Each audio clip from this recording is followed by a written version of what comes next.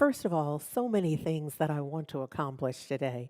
Most of all, I want to give us some practice with our imagination because we've already said that we were using Advent.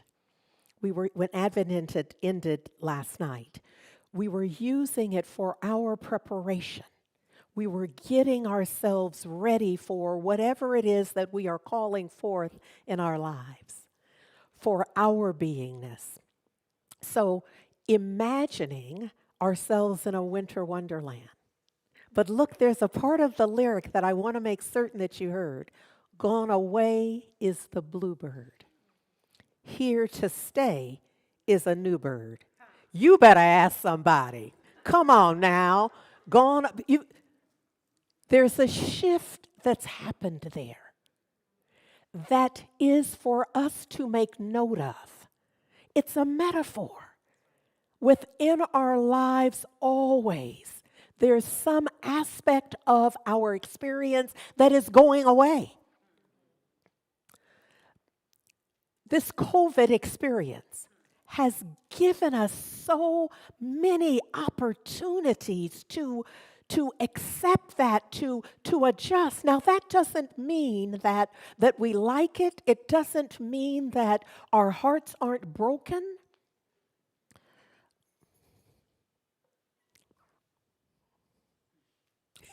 You know, sometimes I get here and there's that part that I'm like, that don't have nothing to do with the talk. But look. So we just gonna mix it all in here. So I'm a Dion Cole fan with my little spiritual self. I'm a Dion Cole fan. Now he has I don't know, anyhow, he's on Netflix. So the most recent one that I watched, at the very end of it, if you stay to the very end, so behind the credits, all of that, he speaks to those gathered, and he asks them to love on the comedians. He said, because that art form, those who offer that, who bring that art form, are often in such pain. And he's saying, love on them. Be present to that. And then he shares that in his own life in this past year, that he'd lost an uncle, his mother's best friend, an aunt, and his mother. And that show that they were taping was being taped on the 1-year anniversary of his mother's passing. And there's a part of that took my breath away because I had laughed, and then there's that part where you refuse to laugh. You know what I'm saying. It's funny as it can be, but you're like, I ain't laughing at that. But I was left honoring exactly what this song is trying to tell us in part. Gone away is the bluebird. Here to stay is a new bird. This is a call for us to do our work, to fire up our imaginations so that we can know what is ours to know, so that we give ourselves permission to be vulnerable, to feel what is ours to feel. Ernest Holmes, in a piece entitled The True Meaning of Christmas, he says we must realize that each of us at the center of their own being, must meet the living Spirit. That there's always something more going on. I know it looks like whatever you see at first blush. And within that, there is always something more. So this next year, 2023, this is the work we're doing. We are honing our imagination. We are honing and expanding our awareness of the divine so that we can see it even when it appears to be hiding from us. Even in our pain and suffering, when we are challenged to recognize the divine, to recognize that there is good, that there is love, that there is something present and calling for us and prepared for us. So this is not, so you grieve. So you tell the truth of your experience. Always. This is not at all to encourage any denial or pretense. That's out. Stop that. Message delivered on that? Cut it out. 2023, like every year before, but this one, I think some of us can see how important it is for us to show up authentically. If we're in pain, say I'm in pain, but now do not be in pain at the pool of Bethesda for 38 years. You see what I'm saying? Unless that really needs to be your story. See, I don't know what it's going to take. If it's going to take a 38-year trek of pain and suffering and telling everybody about it and doing it in public and on social media and all the things, then get busy. But if it really doesn't require the full 38 years, then be about seeing through it to the blessing. What is the blessing in this? What is the opportunity? Now, do not rush to it because you'll miss it if you just try to throw something in place. And part of that is the problem because we take a few classes and we're like, oh, I'm not supposed to feel this. You're incorrect. You're incorrect about that. You are to feel what you feel. And then look at it to see, what is this feeling telling me? What is this bringing me? What's the offering here? And then be willing to accept it. He says what we celebrate at Christmas time is not just the birth of a traditional figure, but the birth into human consciousness into each one of us of something transcendental and immediate and effective and available. The divine presence revealing itself to us, what? Directly, personally, and intimately. So, President Joe Biden had a Christmas address on the 22nd. And an excerpt from that is this. He said, "My hope this Christmas season is that we take a few moments." I'm going to say expand that. Take as much time as you need. For quiet reflection. Find that stillness in the heart of Christmas that is at the heart of Christmas, and really look at each other, not as Democrats and Republicans or any other variations on the theme, good, bad. All of those senses we have, in, out, mine, theirs, all of that, so that we can begin to see who we really are. Oh, this is part of our work for 2023. If you show up and show up here, and I invite you to do so, but allow me to invite you as I warn you. We're going to be about the business of getting ourselves set, getting ourselves ready, getting ourselves adept for all that's really required of us. We've been lagging. In a manner of speaking, we've been lagging. It's been about them. They did it. We've been master reporters, reporting from the field how bad it is. Ain't it awful? Look what they did, and they continue to do, and they've been doing it. And I'm not saying that isn't true. I'm not saying that everything you said wasn't accurate. I'm saying, can you afford to live your life with that as your life purpose? I offer that if you do a self-inquiry, you'll find that your life has a greater purpose. You'll find that, sure enough, you are perceptive and discerning, and you saw all that. And in fact, you were the first to see it. Let's just go on record. You all that in a bag of chips. You saw it first. Now what? Because what that means is you were the first one to have an opportunity to pray about it. Oh, oh, I see now, yeah? Okay, Rev, you can go too far now. You just all up in my business. It's my job. It's my job. It's what I'm called here to do. That's what they asked me to do. Board's guideline, get in their business as deeply as you must in order for us to have the collective transformation and shift required for, because you see, it rolls off our tongue, a world that works for all. What the heck does that mean? What does that mean? A world that works for all if you're not doing nothing different. So this is our call. This is our call. We're going to work this out because, as Biden says, who we really are. Who are we? Because some of the evidence is a little scary about who he is. Just slightly scary.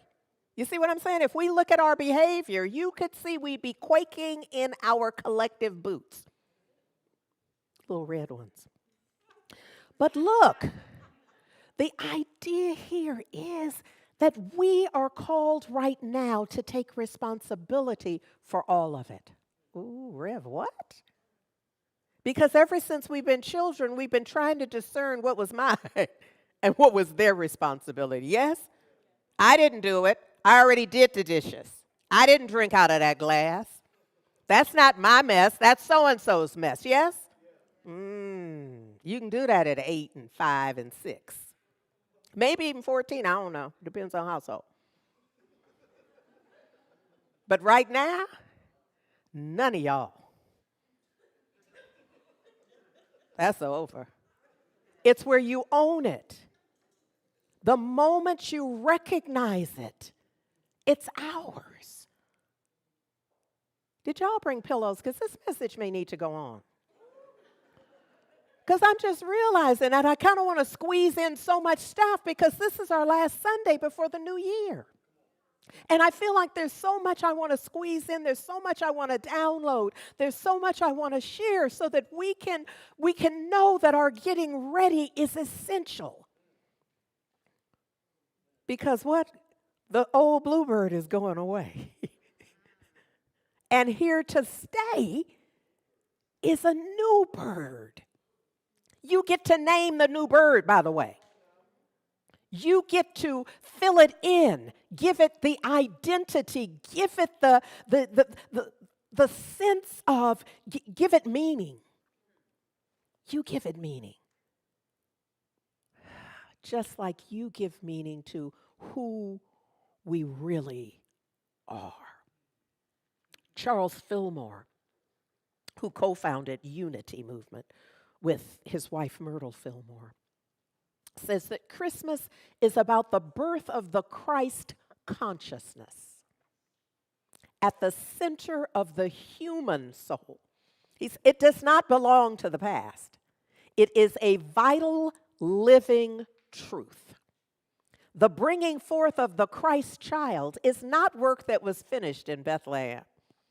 It is taking place in our midst, in us every day.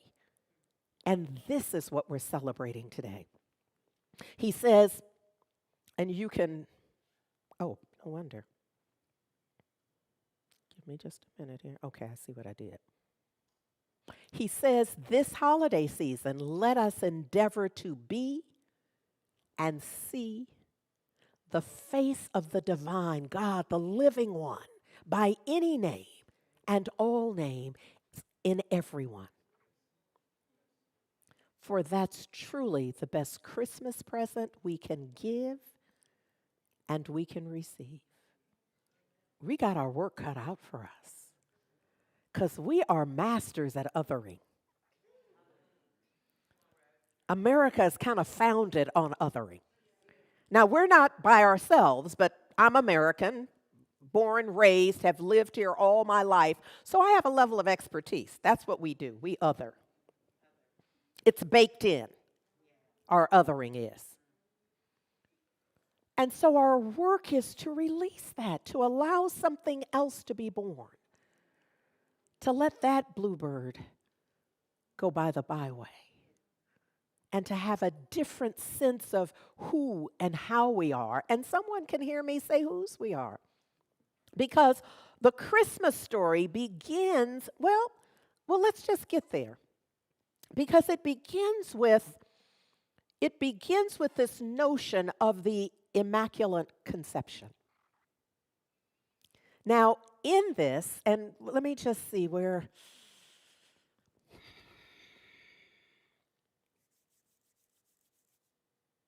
I'm gonna put a little pause right there because I want to set up that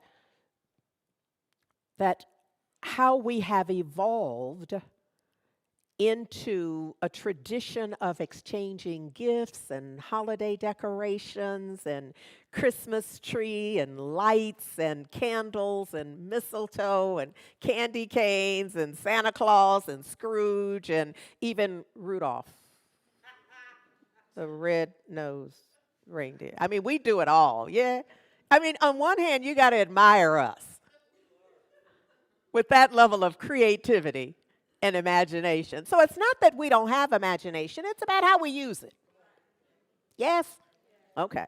Because there's not a one who, when I said Rudolph the red-nosed reindeer, don't have a picture about that, even though it doesn't exist anywhere, but in our minds. See, we want to work that in a way that has a greater payoff than a vision of a reindeer with a red nose that exists nowhere but in your mind.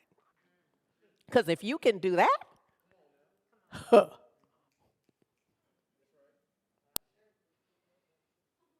I could pretty much say there's nothing you can't do. If you can conjure up a picture, and you can and have and do, of Rudolph the red-nosed reindeer, I know you can do food for all. I know you can conjure up safety and housing for the elders. I know that the prison industrial complex is in its final hours. See, we got work to do. 2023 is like rapping at our door. But we can't just fly out there using the same old bird for the past several decades. We are being called upon to adapt it in a new way, to see who we are and how we are in a new way in terms of how we are going to be in the world, how I'm going to see the world from a place of judgment and criticism or an opportunity for prayer and engagement. It's up to us. But the truth is that all of that, including Rudolph, is a part of how we see Christmas, and that's okay. I'm not here to criticize that. In fact, I do not have a criticism about that. Just don't let that be all, because that's not the whole story. And so today I want to lay a little groundwork about, it's not even the rest of the story, because it's ours to discern what is the story. What is the story that we're really most interested in? What is the story that is transformational in its nature? What is the story that when we engage it, that when we get to it, it gets to us? What is that story? It's not Rudolph. It's not Scrooge. It's the story of the birth of the Christ in each and every one of us. And the Christ is not a person. It's not formed. It's the unformed. It's the presence. There's not language. There is not language because it's all encompassing. There's not a spot where it isn't. Now, there are spots where we don't acknowledge it, where we don't see it and engage it, where we don't honor it. But that doesn't change the fact that it is. and it is for us. Metaphor, Richard Rohr says, metaphor is the only language religion has. And I know some of y'all think it's the only language I have. And give me long enough, we gonna mix metaphors for sure. For sure we are. It's just the way it unfolds in me. So look, here's what we have done. Here's what I brought you. For the past couple of weeks or so, I brought you this notion. We were focused on some of the information from the show, My 600-Pound Life. I didn't just trot that out for y'all. I wanted to engage your imagination. I wanted to engage you in seeing. Remember how we played it out? I delivered it to you, and then I reminded you that it's your 600-pound life. That we were not looky-loos, we were not voyeurs, we were in fact engaged in discerning how we are dragging around with us the weight of our perceived mistakes. The weight of our criticism and judgment in the world, the weight of who we wish we were, but we don't think we are, the weight of that we haven't yet done that we said we would have done by now. See, a lot of that is what happens by the end of the year. You know, so many of us don't make it to the next year of our own choosing. Often, this is a very difficult time for people. And everyone, but be aware of this, everyone does not take their life in an overt, clear way. See, it's not always a suicide that can be clearly identified as such, where someone has consciously and intentionally done something to cease their life function. Sometimes we just have a stroke. We have a heart attack. We allow the stress to build so high and so deep that it's no longer life-sustaining for us. This time of year is a time of tremendous change and difficulty for a lot of people because for the same reason that some of us look at the new year with great joy and anticipation, that ain't true for everybody. Often, most of us are looking, but we're looking through different lenses. We're likely to see something very different. So I wanted us to practice with our 600-pound life and our ability to see that has something to do with us. Why? Because I knew where I was going today. And I wanted you to be able to go with me. And I knew if you had practiced on something that is so far removed from any thought that you've had about yourself that maybe you could meet me in this work that is ours to do today. Charles Fillmore said, this holiday season, let us endeavor to be and see the face of God in others. Remember, that's our work. That is our work. So look, there are three experiences of Christmas. As a holiday, and that's a time for connecting and generous giving, and it's there's a decor to support it. It's all the things. It's also a holy day, a celebration of Christ's consciousness manifest in the world, meaning manifest everywhere. That would have been a better way for me to have said it. Manifest everywhere, always present. And it's also through our sense of holiness. It's our recognition of the Christ in and as all. That's everyone, all meaning everyone and everything. Part of the other lyric in Winter Wonderland is later on we'll conspire as we dream or chat by the fire to face unafraid.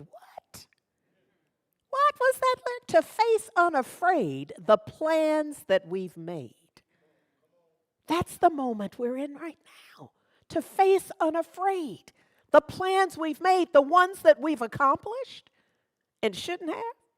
Because, it's only the wisdom of having done the thing and from the other side that we realize all that we did. We shouldn't have done none of that. Wasn't none of that ours to do. We was all up in it, but wasn't none of that ours to do. The plan, face unafraid the plans we've made and executed. And the plans we've made that we did not execute. We intended to. Or we thought we intended to. We said we was gonna.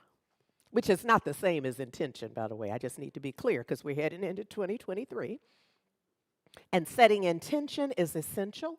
And knowing the difference between an intention and something you said is going to make a difference. So the plans that we've made that we didn't come close to accomplishing. Sometimes it's not till we go back at the end of the year and read what we wrote at the beginning that we even remember that we said that. I know my tribe. That's us, yes? So the opportunity is for us to engage our imagination. So look, would y'all put that visual of the imagination and see and feel and sense? Because what's required of us is, first of all, to see it. To see whatever it is that we're envisioning for ourselves for the rest of 2022, because there's still some time. There's a lot that can happen. Ask somebody who has a story to tell. It's not about time as if on a clock or a calendar. And when we think it is, that's when we think, oh, Lord, that was a miracle. But it's because we don't understand how life gets to be the way it is. What we call a miracle is really the divine unfolding of principle, the perfect unfolding of universal spiritual law. So this notion of if you can see it, go with that. But everybody can't see it right away. You see what I'm saying? In any meditation or in any visualization, and they say, visualize if you will, and you lose some people. Because everyone is not at that point capable of seeing it. They don't have the capacity in that moment. But they can feel it. Some can feel it or sense it. And if you cannot see it, feel it, or sense it, imagine it. See, it really doesn't matter how you get there. Because your imagination, come on, Neville, help a sister out. Your imagination is, if you work it, if you truly place yourself and honor your imagination and hone it, learn to have it, train it. So that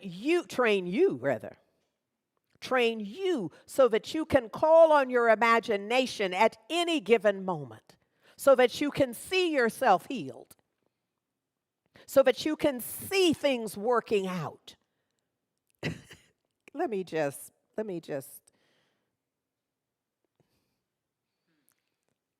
pierce the bubble. We already have magnificent imagination abilities. Because in that moment, when you get the diagnosis and or the prognosis, you imagine something. So it's not that you haven't honed the skill. It's that we have not yet honed our dominion in our imagination. You see, too often we just accept whatever comes up. You hear the news or the threat, or you sense it and something comes up.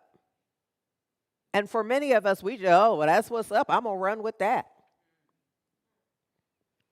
I'm going to say not in 2023, we're not. We're taking dominion. And we're looking, before we move, it's like, okay, I see you picture. Now, is this what I want to move into? Consciously and intentionally, is this picture, whatever it is, regarding one's health and wellness, regarding one's prosperity and abundance of all things good, regarding one's relationship and family situation, circumstance, whatever it is that's up for you. That first picture. Well, I'm going to call them, but they ain't going to come. Okay, wait, now that's a picture. It legitimately came up. So we're not going to deny that it's up, but we get ready to review it. We are going to hold it under divine review and ask the degree to which this supports me, given what I'm declaring for my life. And if it doesn't fit, we're looking for another one. This is like some game show. You're not picking that though. No. What else you got? Taking dominion. Can you see this? It's not happening to you. Your imagination is not happening to you. You're doing it. You're being it. So just pick again. Practice choosing again, choosing more righteously. Because this idea of behaving is as if is behaving. It's what you have in mind, in consciousness, in heart. And that brings me to the Virgin Mary, mother of Yeshua, the master teacher that the world ultimately came to call Jesus. This is the metaphor that's important. I think it's important, so I'm offering it. Do with it what you will. She has a virgin mind. It's a metaphor. She has a virgin mind. Now, I'm not here to try to get into Jewish culture over 2,000 years ago. Not clear it's relevant. What is relevant to us is this virgin mind, this mind that is open and available, this mind that is untainted, this mind that is unconformed to any past experience. Yeah. So this is our opportunity to bring a virgin mind to the challenge, to the problem, to the situation or the circumstance.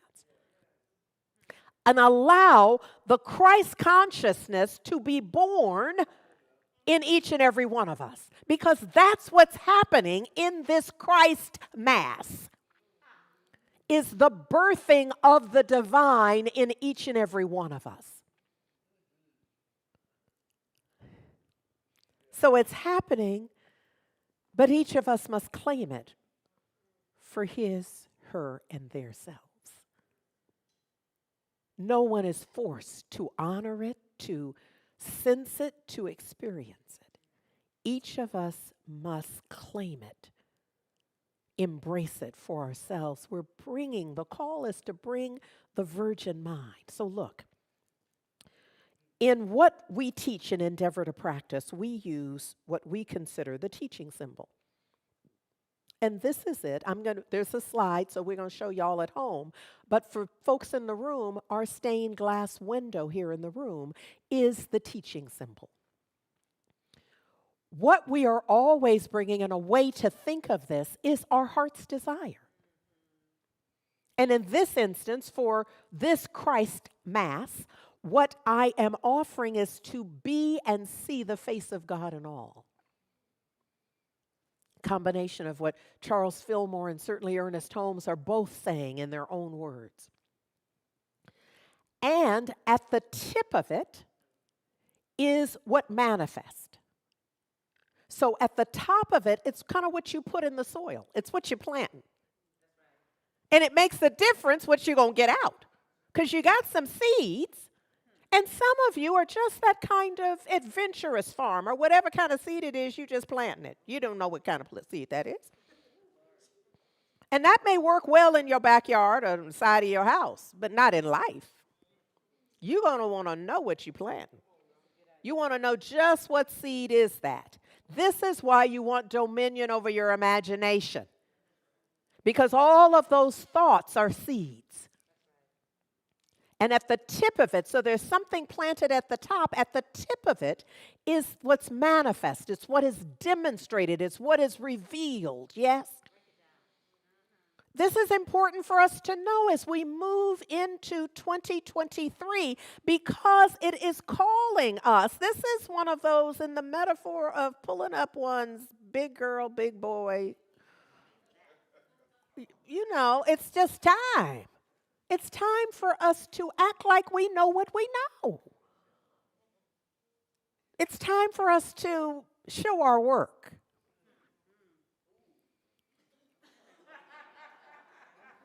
That wasn't for y'all. That was for the people over here, apparently. Y'all at home, get in where you fit in. Just, yes, yeah. So look. In Luke, the first chapter of Luke, beginning at verse 26, there's the story of Miriam, mother of Yeshua, who managed to fully sense and surrender to divine presence and perceive it in. Can I say it that way? Would you all understand if I said perceive it in? Like it doesn't just happen to us. We must perceive it in. We must discern it in. We must accept it in. Yes, because we are at choice. So essentially in this story, the angel comes and tells her that the grace of the Lord is with you. You are blessed among women. I mean, she's alarmed by even this whole thing. So what I love is there's a bit of humanity here. She's not used to being visited by angels. And so there's some surprise, and she's taken aback a bit here. And she's told, do not be afraid, for you found favor with God. So this is a good thing. Excuse me. Oh, Lord.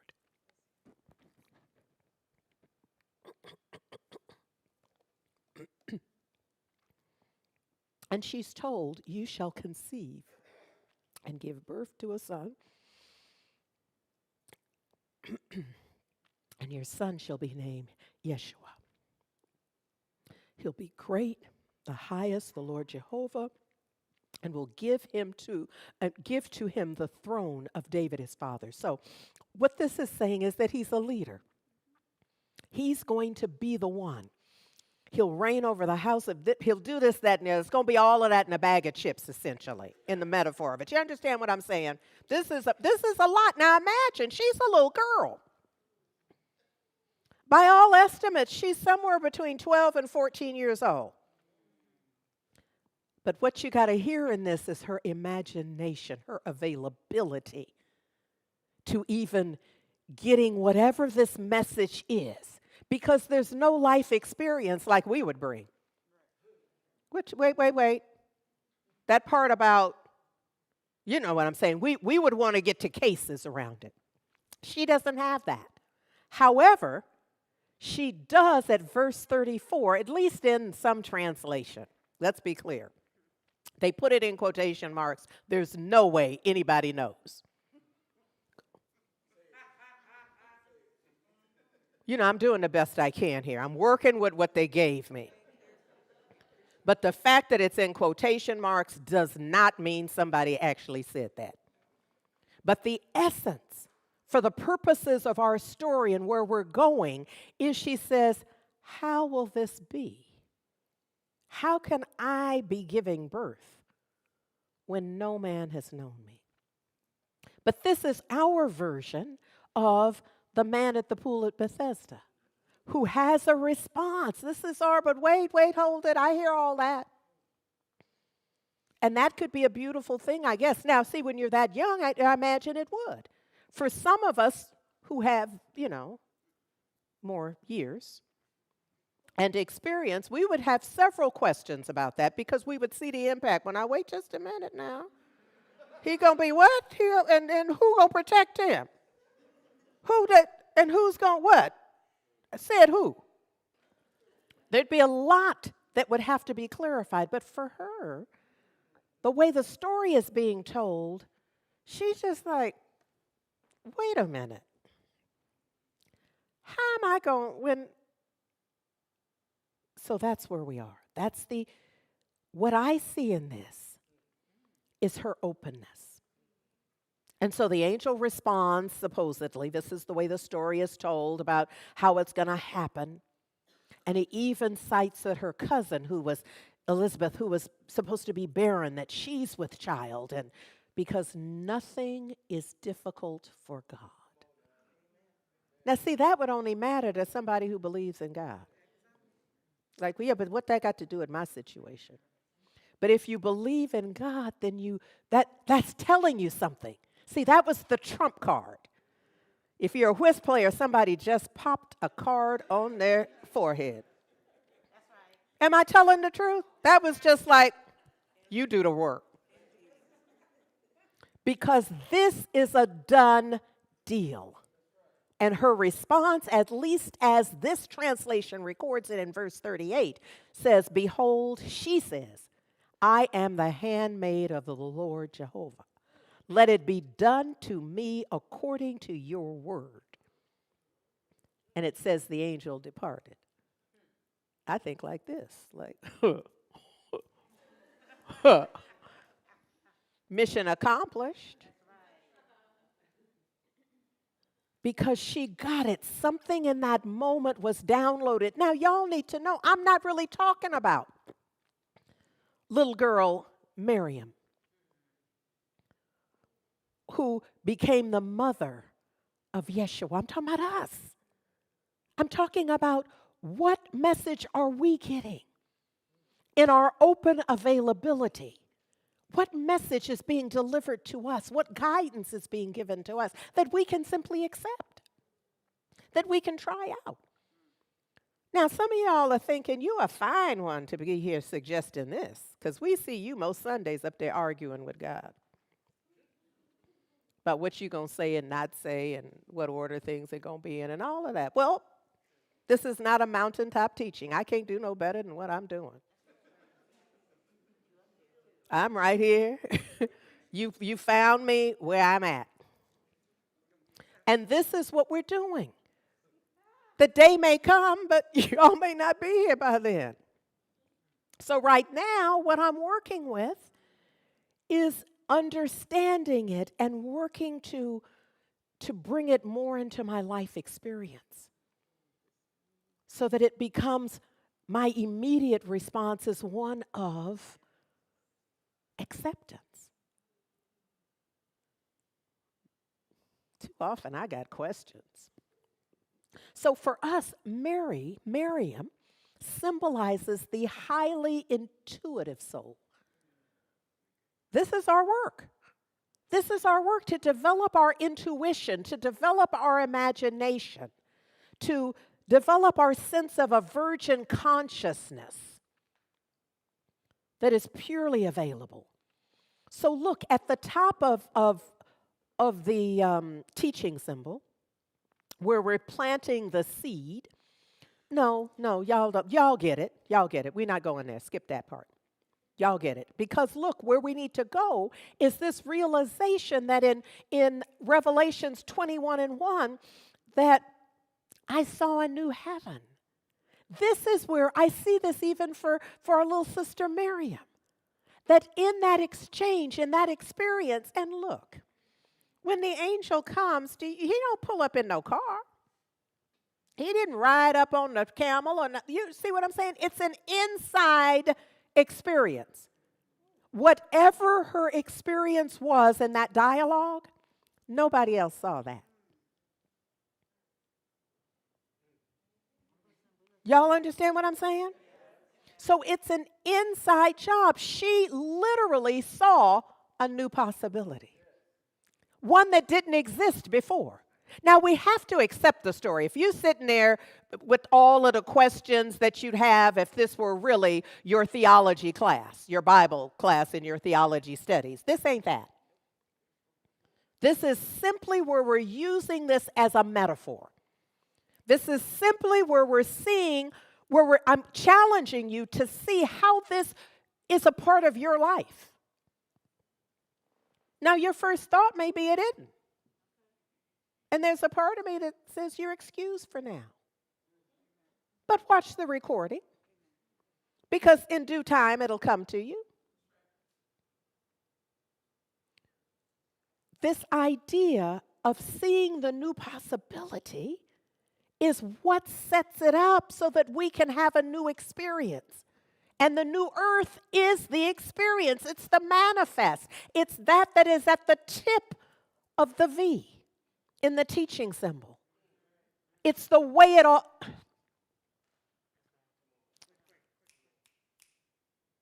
Oh, what do we say? What do we... It's in the Declaration of Principles. Oh, Lord. It's in the it's the logical conclusion. The logical outcome. That's what it is. At the tip is the logical outcome. Once you understand how life gets to be the way it is, you'll see it's the logical outcome. That experience of, how did this happen to me? You begin to come to an awareness. This is the logical outcome of what I've been thinking, what I've been doing, what I've been open to, meaning what I'm allowing in my life, what I've been entertaining, what I haven't been entertaining. Is this making sense? Yes, yes, yes. All right. So look, I'm gotta go. This is because didn't nobody bring a sleeping bag and no snacks and nothing. So if we'd had all that set up, we'd just keep going. But since we're not set up for all of that, what's the real Christmas? Y'all not getting me in trouble. What's the real Christmas? Because that's it. Across all time, what's the real Christmas? It has to be about us. It's about you. It's the Christ in you. Now, it includes the celebration, the being with family, the connection, the decorations. It includes all of that. And it's about Christ in and as you. It's about recognizing and allowing the Christ consciousness to be fully born and live in and as you. Let's just breathe that in. Let's just breathe that in.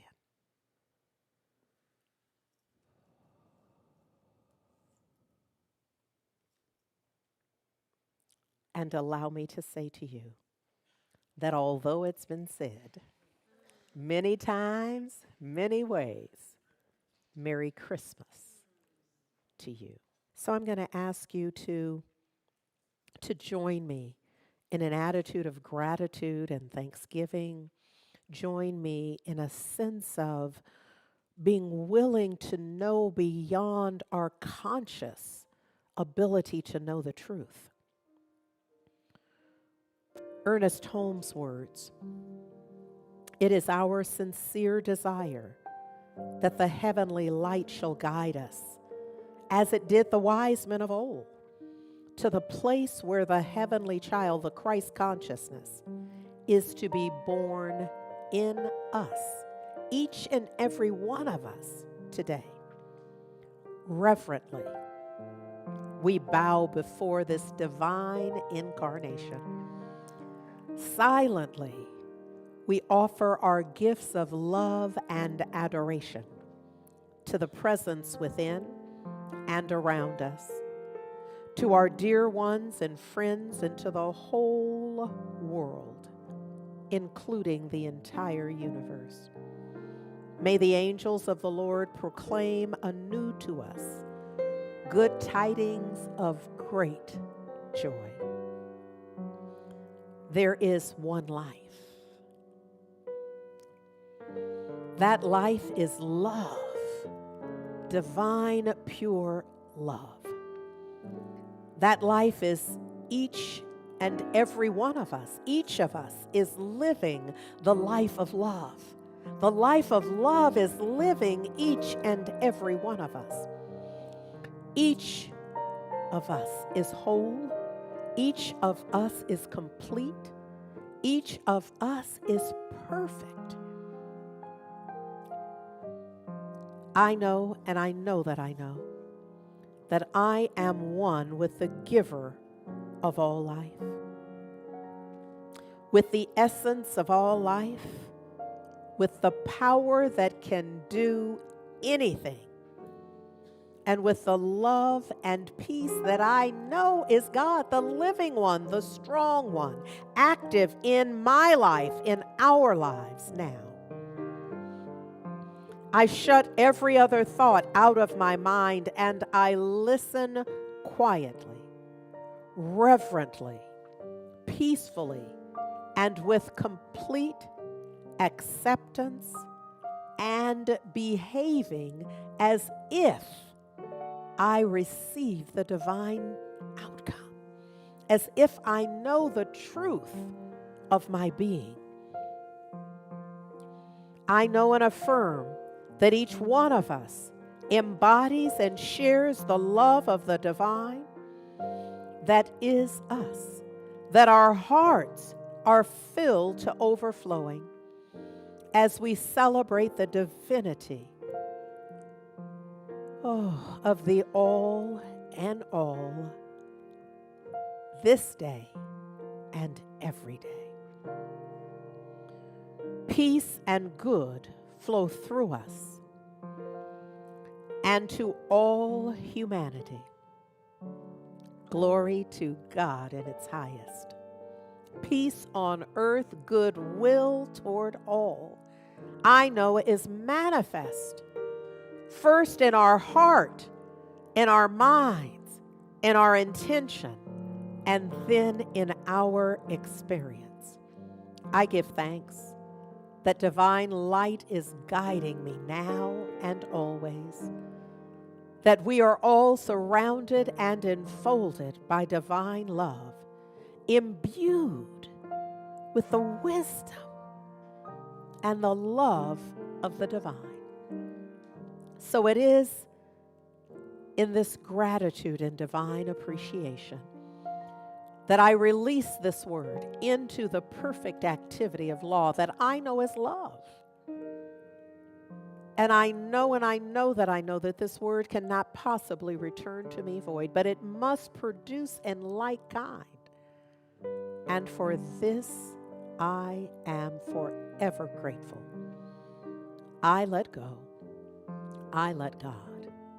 Sealing this word for forever, I simply say Ashe, Amen, and so it is. Love matters.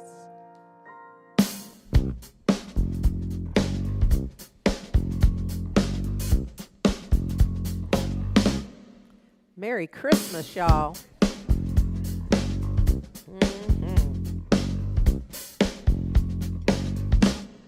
Love matters. Love matters. Love matters. Love matters. Oh, okay, I'm on. That's mine. Love matters. Love matters. Yeah? Thank you. I think this is on. No, it isn't. Hey, darling. Yes, it is.